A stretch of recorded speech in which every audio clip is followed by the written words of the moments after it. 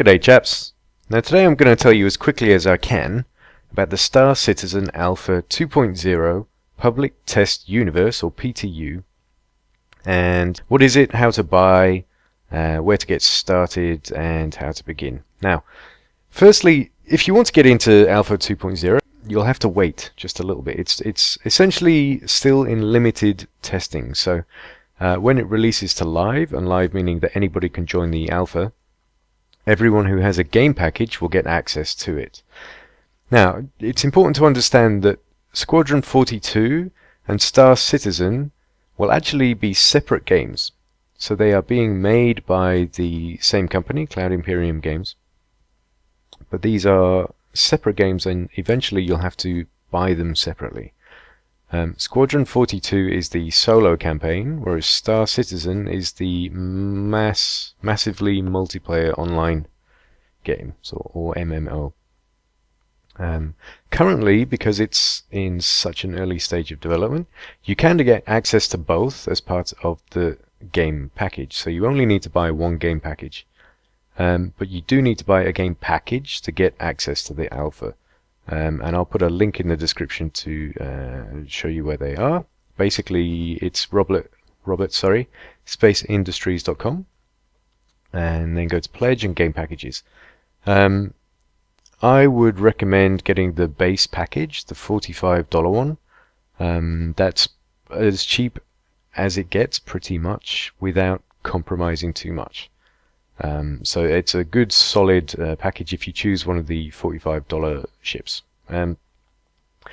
Emphasize, however, that you won't need necessarily to buy the other ships in the game in order to use them. You can actually earn ships by doing things we're not quite sure what yet in game. So you can actually earn currency in game and use those to buy ships. Now, if you are trying to decide which ship to use and you don't know yet, like me, get an all-rounder, because a lot of the ships are actually purposed for different things, be it transportation or transport, or carrying even captured prisoners if you're a bounty hunter.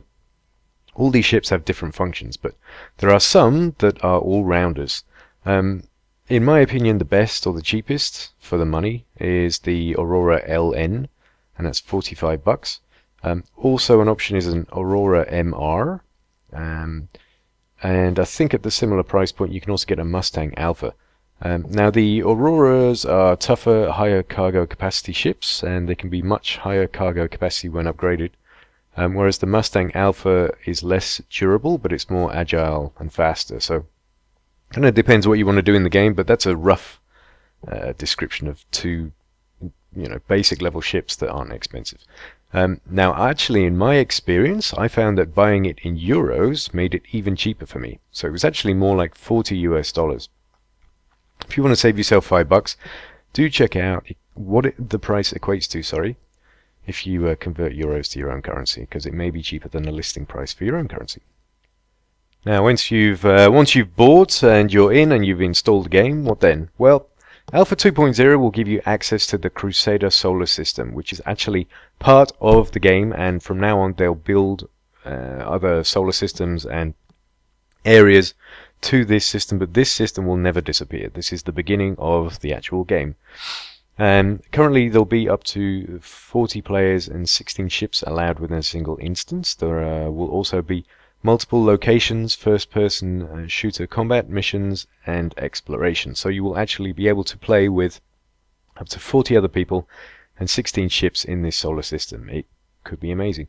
From this point on, also, you'll be able to earn rental equipment credits, or REC, and these enable you to rent other ships, weapons, and upgrades within the solar system.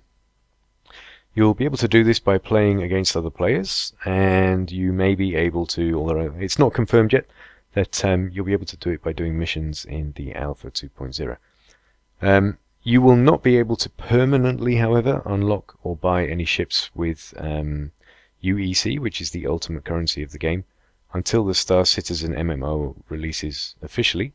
For the moment, just bear in mind that 2.0 alpha is an alpha. It's very, very buggy, and although it should be much better by the time they release it to everybody, it is still a proper alpha. It's not just some glorified early access game that's never going to get fixed.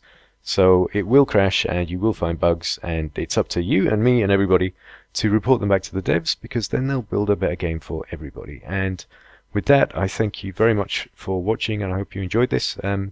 If you like what I do, then feel free to support me on Patreon. That would be fantastic. And you can find a link on the channel page if you go and have a look. Thank you very much, guys, and I'll see you in the next one. Ciao for now.